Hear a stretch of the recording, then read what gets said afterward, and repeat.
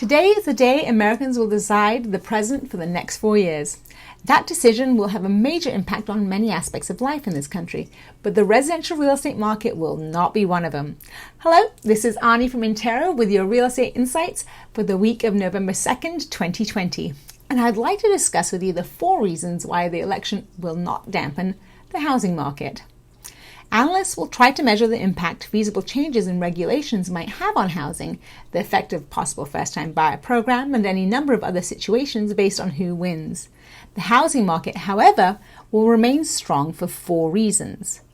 Firstly, demand is strong among millennials. The nation's largest generation began entering the housing market last year as they reached the age to marry and have children, which are 2 of the key drivers of home ownership.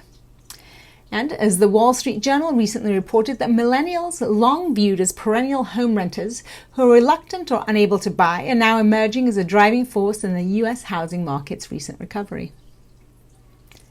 In position 2, mortgage rates are historically low. Now, all-time low interest rates are also driving demand across all the generations. Now, strong demand created by this rate drop has countered other economic disruptions, such as the pandemic, the recession, and record unemployment. In addition, Freddie Mac just forecasted mortgage rates to remain low through next year. Now, one of the main drivers of the strong housing recovery is historically low mortgage interest rates. Given weakness in the broader economy, the Federal Reserve's signal is that its policy rate will remain low until inflation picks up, and no signs of inflation. We forecast mortgage rates to remain flat over the next year. From the third quarter of 2020 through the end of 2021, we forecast mortgage rates to remain unchanged at 3%.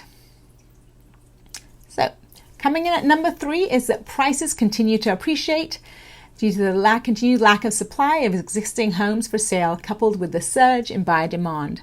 And this has experts forecasting strong price appreciation over the next 12 months. And finally, in 4th position, history says so through. It's true that the market slows slightly in November when it's a presidential election year. Now, the pace returns quickly. Here's an explanation as to why from the Home Building Industry Report by BTIG. And they say that this might indicate that potential home buyers may become more cautious in the face of national election uncertainty. And this caution is temporary. And it ultimately results in deferred sales as the economy, jobs, interest rates, and consumer confidence all have far more meaningful roles in the home purchase decision than a presidential election result in the months that follow. Ali Wolf, who's the chief economist at Myers Research, also notes that history suggests that this slowdown is largely concentrated in the month of November. In fact, the year after a presidential election is the best in the 4-year cycle. Now, this suggests that demand for new housing is not lost because of election uncertainty.